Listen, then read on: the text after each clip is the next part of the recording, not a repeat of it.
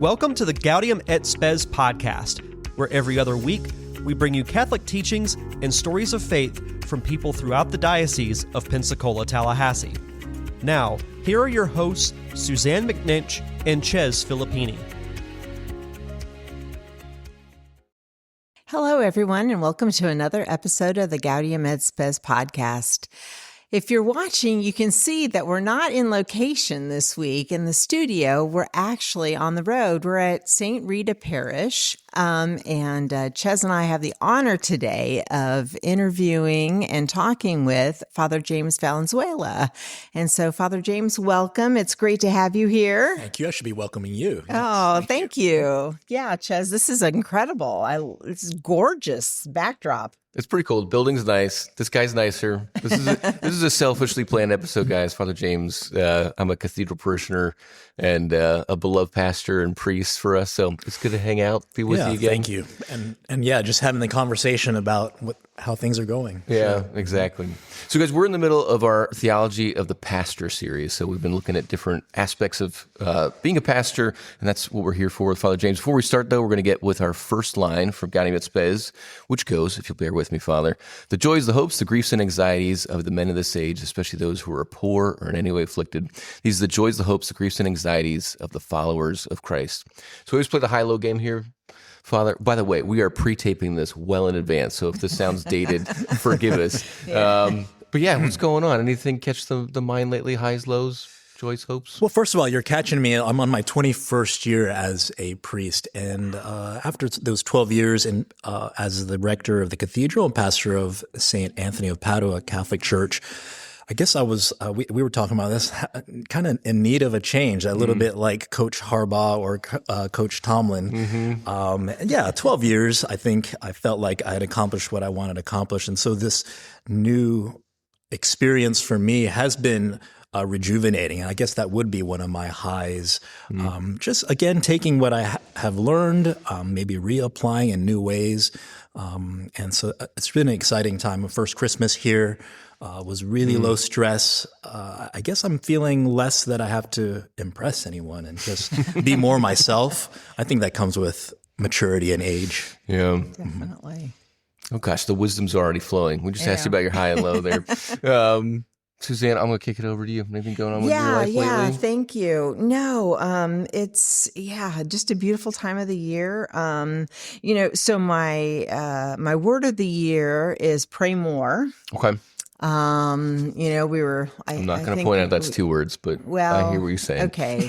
So my phrase of the year is to pray more. So I love it. It's motivating me. I mean, every morning when I wake up, I think about it, and I do. I pray more. And when I go to bed at night and during the day, and I'm finding that I'm, popping into the chapel at the Pastoral Center a little bit more often than I used to. And it's, as I was telling my daughter not too long ago, if you ever find yourself in need of just sort of some healing or, to be at peace and whatever you're dealing with, going into church, it just does that for you. It's like this, it's like a home away from home to a certain extent, especially if you've grown up in it and you've been around it. And so it just gives me a lot of joy and peace. And so I'm very, very happy with how things are going. So thank you. It was cool walking in here. Obviously, we're in the church, and there was probably 4 or 5 folks left over from adoration this morning. Yeah. Just the sense of peace that you get from just like entering a place where people pray. I know. And just watching those people that are just dedicated to that consistent prayer life. But yeah, it's inspiring. Okay. Yeah. You can't go wrong with pray more as a directive for the year. Good deal. Yeah. Well, I'll ask you now. Yeah. So what's going on in your life, Chez? We're predating myself here. One of the big things coming to our family, Lucia's about to she's about to receive the sacrament of confirmation. There's that old cradle Catholic language, make her confirmation. No.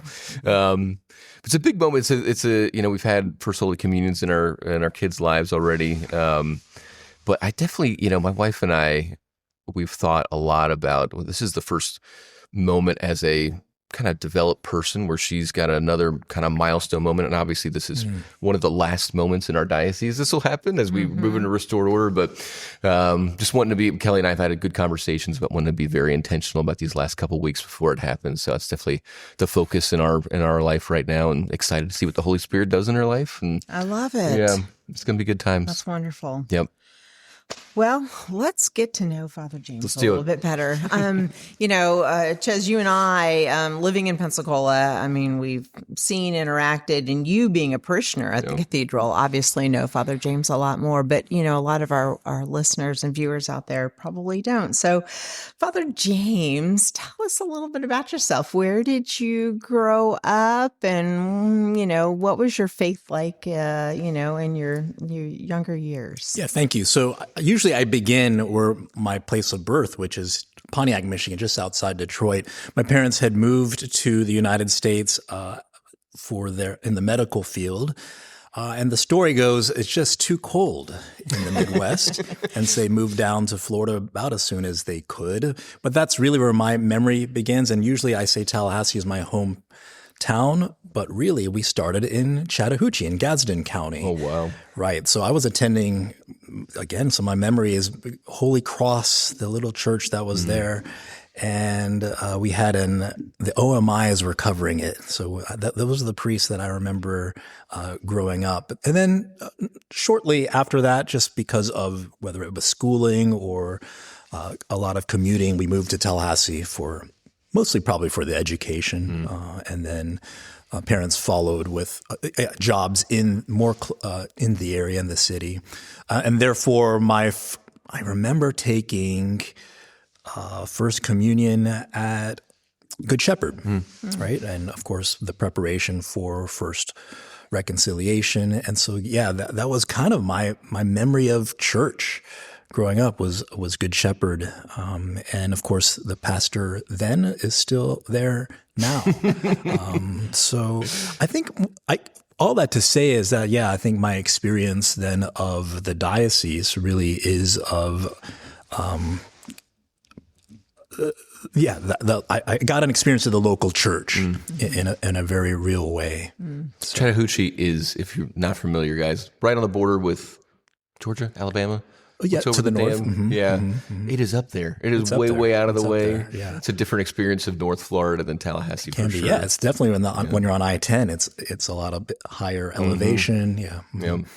Well, we know you have your vocation. You discern your vocation within the diocese. You never left, right? Vocation, yeah. I guess so. Really, just growing up in the church, it was instilled in us really early on. Just Sunday Mass. That's really, and if there's anything that I did, that was what it was. I even remember by the time I got my license and was able to drive alone, sometimes I would opt to go to church alone. So just kind of slide in, whether it was a Saturday evening or, but really again, never really missing Mass. Now, when it came to selecting a university, I'm a little bit of a homebody, I can admit. And so Florida State was an easy choice for me. In hindsight, it was really one of the best decisions I could have made in my life. And I think, the stress of trying to make that decision, the Holy Spirit really guided me in that. Meaning I was able to live at home during my college years, while the rest of my brothers were really kind of moving out of town. And doing so towards those last few years of my 4-year degree there, was some really poignant moments. First of all, my father was getting ill, had some heart issues, but also, those desires, that fire of turning towards looking at the vocation. I always joke that I never really dreamed of becoming a priest. We maybe played with vanilla wafers. Yes. We might distribute communion, but I was never an altar server. I went to youth group, but that's because it was kind of required for confirmation. But again, so that's why I emphasize it really for me was getting my bottom in the pews. So towards coming to adulthood, just started having really, the way I describe it is almost like dreams. Either it's daydreaming or really some of that subconscious of picturing myself proclaiming the word. So that definitely had to be the Holy Spirit. And so I kind of responded to that call, like, what in the world is this? Being able to explore that. One of the ways I did that was through a discernment retreat, one of those weekends with seminarians and others that are discerning. And that really kind of got the fire going. I'd finished my degrees at Florida State in biology and economics. I was pre-med in the first part of the summer. And so I was free in the second half of the summer to live in the formation house at the time, St. Joseph House of Prayer and Formation. And I was in the seminary by the fall. Oh, wow. That is a quick turnaround. That was a quick turnaround. Had you applied to grad schools or any other programs beside that? Or a little bit. I think that was one of the signs for me that maybe I wasn't doing all the things I ought to be doing. That wasn't my call. Interesting. Yeah. Did it come as a shock to your parents, or were they? That was a funny thing. No. Okay. Yeah. Thanks be to God. People a little bit were very well received that response, and it just affirmed to me that I was properly discerning, that I was attentive to the Holy Spirit and all of that. Even if you ask my friends, I think some of them, it wasn't such a surprise. Yeah. It was a surprise to me. But Father, there's so much we can talk about seminary or your vocational discernment there. We're going to skip all the way. You're a priest. You get your first assignment as a parochial vicar. And really kind of the experience as we look at the theology and the responsibilities of pastor, like what did you learn in your early years of priesthood in that role observing? Sure. My first assignment, I heard about actually the day of my ordination. These days, I think the guys get their letters much earlier than that. But I remember being on the altar, and it was Monsignor Hunt who said, "You're coming to St. Anne's." While you were on the altar. While we were on the altar of the ordination. And again, that was not I remember visiting sometime that spring to St. Anne's in Gulf Breeze, and I just had this profound sense that this might be where I'm headed. Anyway, so my first assignment was there in Gulf Breeze, and I think the way we describe it is almost like your first bride. Okay. So if you're looking at the pattern, I had Father Mike Foley, my pastor most of my life, and then my first pastor as a priest would have been Monsignor Hunt. So it's that Irish pastor model for me. And what did I learn those first years as a priest in Gulf Breeze? Really, that's where I think was honing my skills of being with the people. I think Monsignor Hunt gave not only permission, but there was a little bit of, that was how he directed me. It's like, as long as you're spending time with the parishioners, you're doing what you ought to be doing. I think I learned that from him. His saying was, there's no sacred cow. So yes, get involved with all the ministries, get involved with finance council meetings, get involved with the fundraising conversations. And I think I took advantage of that, just being present in all of the ways that I could be. Sports, visiting the schools for lunch. Just right across the street, as one of the great benefits of being there in Gulf Breeze. So yeah, I think I learned early on just how that ministry of presence. And this was post Hurricane Ivan, right? So the community had just it was post Ivan, but also my first summer was Dennis. Oh wow! Which in fact, for Our Lady of Assumption, was the roof came off twice. I suppose that was the second time it came off. So I did experience a lot of that. I think one of our griefs when we were seminarians in the seminary is that we weren't able to be here during an important time of our diocese. So that year that followed, then I guess I had my opportunity. What? Stay at St. Anne's for 4 years. 4 years? And then moved on 4 to years. Nativity. Went to Nativity, in which I became the campus minister as well as a parochial vicar with Monsignor Mooney. Oh, wow. There we go. Another Irish pastor. 3 for 3. More the same, or just kind of interesting perspective? He was there for a number of years as well, right? He was. Things were, I would say things were a little bit different there, a little bit more drawing from the identity of their parish, just different. Maybe it's a little less of the beach Yeah. experience. Let's put it that way. And you got into campus ministry a little bit too. So, so tell us a little bit about that, and what did you enjoy most about? First of all, I had no clue what I was doing when they put me there as campus minister. But what helps is that I was certainly closer to that age. Whether it was the high schoolers or the college students, certainly closer to that age. So really just maybe understanding a little bit more of the culture, some of the challenges that they had. So once again, it was almost like really just revisiting what got me through. And I think that was a little bit of how I made it through as pastoring those young souls. Yeah. We had a brief stint, as we were talking about before, and Holy Spirit was technically your first pastorate. That's right, 18 months there. Thrown in and kind of out of the blue, or you saw it coming? A little bit out of the blue. Yeah. Right. There were some movements that were happening, and it just, maybe I was next in line. And so that's how I was out there. So that would have been my first time as a pastor in a real sense, kind of being my own boss and far enough from downtown that I didn't feel that anyone was breathing down my neck. So that was my experience. We don't do that. No. Who does that? Who does that? So yeah, I think I experienced that freedom as a pastor and really kind of as a father there. I didn't have any other assignments, and so I was just kind of really dove into, again, the people there. So I think even now I have a lot of friendships for those 18 months when I was asked to move over to the cathedral in 2013. Was it a difficult transition to move from a parochial vicar to a pastor? Were there things that you wished you had known before you got into the role as pastor? I think by the time I was, in the on-deck circle, I think I was well prepared. Okay. I was doing some of those administrative things because I was running campus ministry. I was doing some of those, as I said earlier, I was in those meetings at St. Anne's and Gulf Breeze. So by the time I became pastor, I knew the things that had to be accomplished in terms of the administrative work. Right.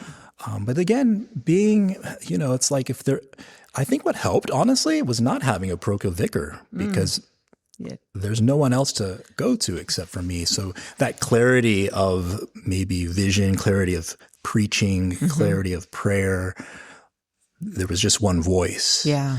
Interesting. Makes sense.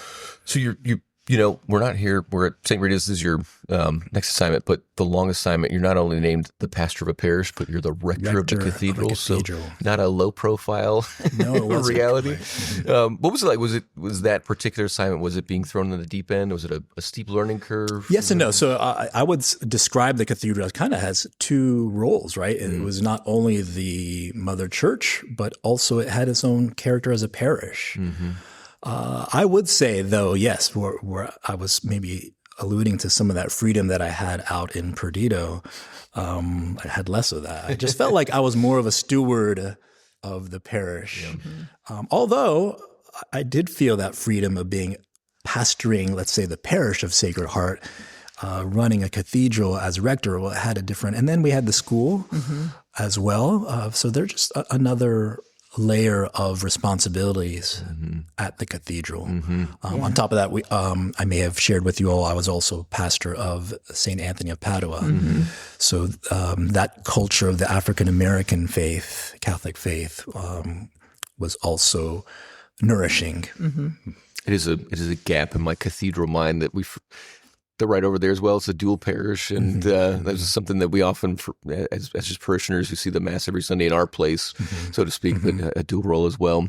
I remember my wife and I showed up in the diocese in 2016. We met with Mrs. Snell in her office about getting the kids into school. We were just like, okay, cathedral seems like a place we're going to land.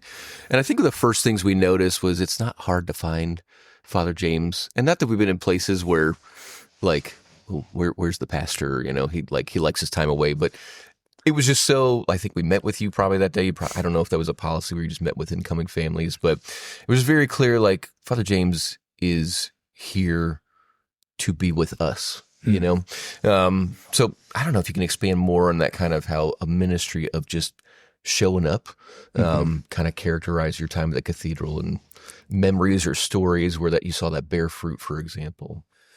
Right. I guess so. Some of the pattern that we've been sharing is all the parishes have different character, but I guess that was what's so exciting is to identify what that charism is, perhaps, of the different parishes, and then just really dive deep into it. I really do appreciate borders, right? In a sense, borders allow you the freedom within it to operate. And I think that was, I think just the obedience of that's what's so amazing about obedience, the freedom that you find in, okay, I'm rector of a cathedral and a school. Well, that's what's going to fill my day. Like, I don't have to think about it, right? I suppose if you're a mother and a father, it's like, I know what I'm doing today. And so I appreciate that and just really fulfilling that vocation, fulfilling that call. And within that, then, of course, just being empowered, the grace that comes with being who you're called to be. That's the way I describe it. So I don't think it's anything innovative or anything new. It's just feeling the freedom to pour into what God has called me to do. Yeah, that's beautiful. We moved here in 2015, and the first time I ever saw you was on the football field during CYSL season. And I remember you were interacting with the kids, you were just engaged, you were right there. And I thought, oh my gosh, here is a priest of the people. I mean, just really loving it. It appeared that you were loving what you were doing. And then when my son was in high school, he had some friends of his that had gone to school at Sacred Heart, and they were trying to look for a place to play indoor basketball, you know, when the weather was bad. And one of the kids was like, oh, let's call Father James. I know he'll let us play basketball. Someone has keys, right? Yes. Yeah. So, but you did. You opened it up, and they had a wonderful time. So, I mean, you truly are. You're just, it's beautiful to see that in you. I don't know. Thank you, Susanne. Yeah. I don't know if you could have called Father Foley to get in any room when you were. I mean, and he is a wonderful minister of presence. It's unique. It's a unique thing for a kid to be able to be like, I'll just call the pastor. Yeah, exactly. But that's the kind of relationship you built with them, or the trust that they had. Sure. In you, And I learned. Amazing. I mean, these spaces belong to the people. It's like, is it better to not be used or to have it be used? Yeah. I think maybe also something I learned out in Holy Spirit.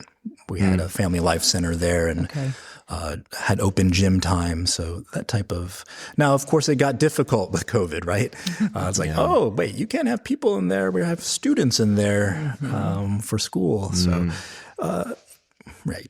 We just had to work with that through it. Yeah. You mentioned COVID. One of the things you had, I mean, every pastor in America, every pastor over the world had this unique experience where, every pastor at any time deals with tragedies, loss. Every priest. This is so much industry. There was a truly unique time where a lot of people really just were like sheep without a shepherd in some instance. I don't know if you can remember like that moment, and just did you feel the eyes on you in some way, and what it meant? I think so. We've gone through a couple of those types of tragedies, but I also turned to some of the other leaders in the area. My principal in particular was just great at getting to the heart of the matter. And I think as a priest, again, it's not like I really had a background in crisis management, but what I did have education in is turning to the sacraments. So I think the way we made it through all of those moments, and that's why, again, COVID was difficult, but the Eucharist is where it's at. The liturgy has been given to us. And so if we do those things well, whether it be a prayer service, vigil, the actual funeral mass, those are the things that got us through those crises. So again, the structure that the church provides in terms of a sacramental life, a life of prayer, when you follow it, it shouldn't be a surprise that you can help people through those difficult moments. And so, that was the difficult thing of COVID, is like the one thing we should have been doing was the thing that we were prevented from doing. Another moment, where kind of the difference between just being a leader of an organization and being a pastor came through. I remember a middle schooler passed away suddenly. And it was a moment where everyone just, we lost parents in the school community during COVID, extended family members and stuff. But that one I remember was like the whole school just shook. And it was a moment where it's like, well, again, where everyone's kind of looking toward our pastor to speak us through this whole thing. I remember the funeral homily you gave, you were able to clearly show that you knew this child. And it just, I don't know if everyone felt it, but it was like, okay, like that ministry of presence and knowledge of that person. So I don't know if you remember that moment. You don't have to, talk about the difficulty of that, but just kind of how you've seen that ministry of presence pay dividends in times like that. Right. So I guess all along, before you see me preaching at the Mass, it's those hours that I put in before it and just kind of listening to the parents, listening to the siblings in this case, listening to his classmates. And so I guess perhaps that's where that preaching comes in. You're even then you're like preparing yourself for the message, but it goes really beyond speaking. Rather, it's more being able to listen and hearing people as well. The principal pastor relationship is critical and key. Amen. And, I would say that you were blessed just as much as they were blessed to have you, but you had, Mrs. Snow and Mrs. Baracco. Correct. And so can you kind of describe to us, what you think that relationship should be like and how your relationship with both of those individuals, helped move the mission of your parish and the school Perfect. Thank you for asking that. Yeah, I think the first thing that begins with honoring their role as principal. And I think it goes vice versa too, the mutual honoring the role as me as the pastor rector. And so when you can honor that, then you empower that as well. Now I happen to have good relationships with both of those ladies as well, so that helps in this situation. But again, just honoring their role as principal and saying, you do that as principal, I'll do this as pastor. And then of course it's the daily interaction that we had with both of those principals that really helps. That by the time we make those on-the-fly decisions, we're accustomed to each other's leadership gifts and talents. Right. And so you really can just lean on that and really have a trust in that person.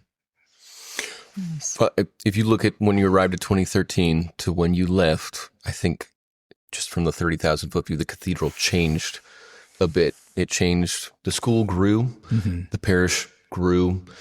The building changed. And we haven't spent time on the dollars and cents of being a pastor, but you were the guy who got us from old cathedral to new cathedral. What was the experience like? Was it a big old shindig, or did it keep you up at night? Or both? So I think what it begins with is recognizing the talent of the people around me. And you all know who I had worked with along those years. And once again, I'm only as good as they are. And so really, again, leaning onto the expertise of others. In this case of the cathedral, to be fair, COVID really gave us an opportunity to reset as well. Now, of course, we were in East Hill, which was going through a rebirth in itself. And so we did, I guess, piggyback on that. We took advantage of that. We emphasized it. And so defining ourselves as a cathedral parish in East Hill was very key. So in Pensacola, we have multiple parishes, right? And so you really have... Some people are driving past 3 parishes before they go to Mass. And so are we trying to be everything for everyone, or can we find a particular approach and pour into that? And I think that's what we had to do. I think whether it was unconscious or not, we really sat down and said, what is our charism as a cathedral parish in East Hill? And I think that was what we were doing. We were drawing a particular vibe, a particular spirit, and then leaning really into it. One of those, I would say even an overnight change would be leaning into our young families. Mm-hmm. That's what we were seeing in East Hill. People were moving in. They were fixing up these older homes. And so we kind of used that as our strength, that, well, that's who our people are. That's who we're going to be. We'll let our neighboring parishes take care of. But it's interesting because in focusing on the young families, even the more senior members were inspired by that. You would think that, they don't care about us, or we were losing them. Actually, taking care of their grandkids is what they were asking us to do. And so they saw that there was a lively church moving forward. And I think it inspired the whole parish. Even if I characterize it that way, we certainly were intent on saying, what are we providing for our longtime parishioners? Mm-hmm. I think that was our first step, really, just focusing on the family. Yeah. Mm-hmm. Which certainly one of the classic pastor decisions is just adding or subtracting or changing a mass time. And 9:30, came in there. And then you just see this moment where it becomes kind of a beacon for these young families. Mm-hmm. It's not the simplest decision. I know people can get very, feathers are ruffled with the slightest change there, but it's just a move that creates an environment and then a vibe. And I think so. We had to provide a space for the in-between, because you'd had people who were leaving parish and or leaving church and saying hello to people who are coming into church. And so we also emphasized the faith formation during that period. And so there was a lot going on a Sunday morning, as should be at most parishes. And so just harnessing that energy of the Holy Spirit. Yeah. So 12 years established at a parish, thinking, is this it for me? Am I going to ride out the rest of my career here, or is there change in my future? So tell us about the time you realized that that change was abound for you. Sure. I think here's the thing. There was a conversation I had with the bishop some time ago, and really he said something about, I like going with terms. And so 12 years is 2 6-year terms to begin with. Okay. Right. Now, I also was going through some things with my personal health, which, thanks be to God, it just was a blip. It really was an amazing experience of healing and understanding how God works through the medical field. So not only am I rejuvenated by spirit, but certainly physically as well. So that was on top of that. It just happened to coincide with completing my 12th year at the cathedral, and those conversations with the bishop over the years of what could be next. Now, again, I would just put my name in the hat. I didn't know what was opening. I was just saying, Bishop, I'm here at your disposal. And that's when this parish opened up. Again, probably at a time when there weren't no other openings at the end of my 12 years. So that was practically how it happened. Spiritually, I think, again, I was prepared. If I were called to go another term, maybe that would have been a different pivot. And probably I could be saying the same thing with success, as long as I knew that that's what God was calling me to do. So there was a lot of things. There was the physical, there was, we'd accomplished some things by then. And I felt that could have been a good time to pass the baton to someone else. And I think that also rang true. The opportunities that I gave my successor. Yeah. Good. Father Steve. Yes. We've gotten to work with him at the Pastoral Center. Yes. Got to know him in the hallways and stuff. And I was like, it's been fun. Yeah. Father James, after 12 years of experience, you acclimatize yourself to a totally, talk about a vibe. St. Rita's has a vibe. Do you roll into the place day when it's like, I know what I'm doing. I know what already. I'm doing. Absolutely not. The character around here is looking at South Walton and the growth that's happening. Of course, Resurrection is also in South Walton. Freeport is also in South Walton. But then there's nothing between us and St. Bernadette in Bay County. And so, again, the borders change. The other thing that I'm finding here is that we're getting Catholics from all over the country, particularly in the summer. I'm really preaching to half the nation because people are coming down from the Midwest. They're coming down from New England, from Texas, Louisiana, of course. And so when you're here for tourist season, you're preaching to half the nation, if not the whole. And so I guess adjusting to that, I'm really in my 6th, 7th month of that. And so really still getting to know the people. But it's become very clear to me, where at the cathedral, you kind of can focus on a certain approach. Here, I'm going back to trying to, attempting to be everything for a lot of people. Yeah. First, we'll ask after the show. I'm sure over the summer we've heard there's some prominent folks that come from all across the nation. I want to know what numbers you've already got in your cell phone from. Never mind, but we'll go there. But you've now not only shepherded communities, schools, different places, but you have the unique opportunity to shepherd Father Peter Jutras, who is a seminarian. Right. What advice would you give to the many parochial vicars that will probably be under your wing going forward that you would communicate? I think in our case, the working relationship stems from just a friendship. He was also under me for a pastoral year. And I think I was sharing with you all earlier, I do remember him in the pews as a high schooler and seeing his family in their time while they were at Nativity.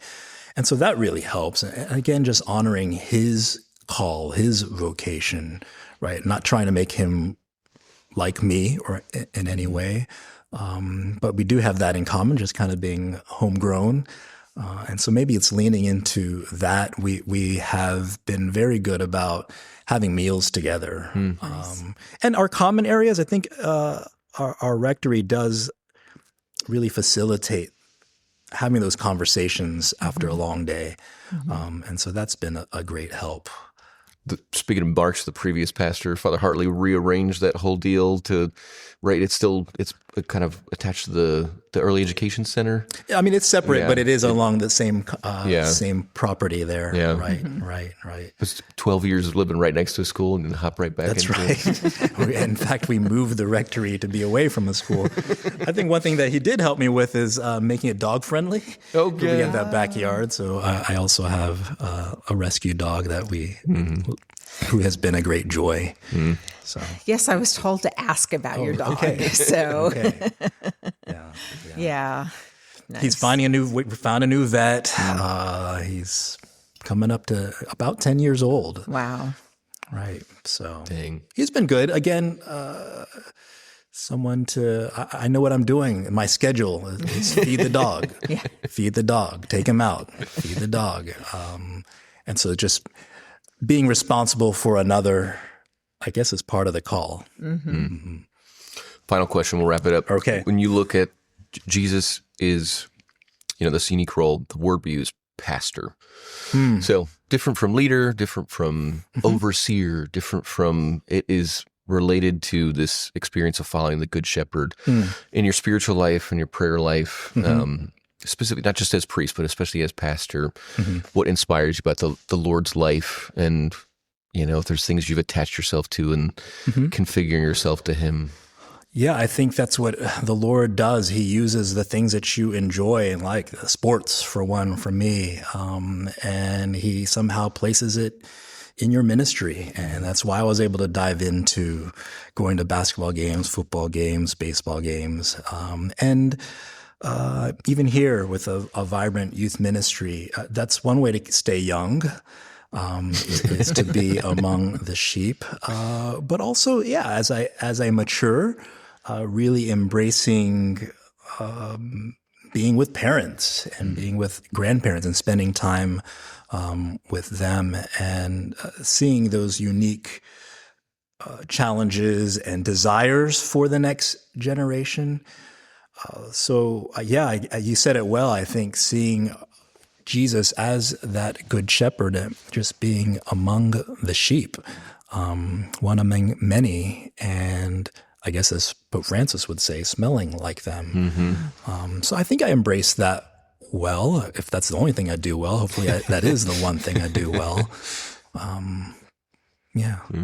Well, we think you do more than one thing well. That's for sure, Father James. And gosh, St. Rita is, fortunate to have you here. We've been fortunate to have you, Thank you, Susanne. In Pensacola, and who knows what lies next for you. But I know you're just enjoy every day and enjoy every moment and the blessings that you have. And Appreciate that. Thank you. Thank you for being with us. Indeed. Yeah. This is a pleasure. All of our conversations are pleasure. This is a little treat again from Lucia was in the car this morning. She's like, "What are you doing, Dad?" I was like, "I'm going to go hang out with Father James." She's like, "Tell him I said hi. We miss him." Great. So, Great. Thank you. Thank you for tuning in today to the Gaudium et Spes podcast.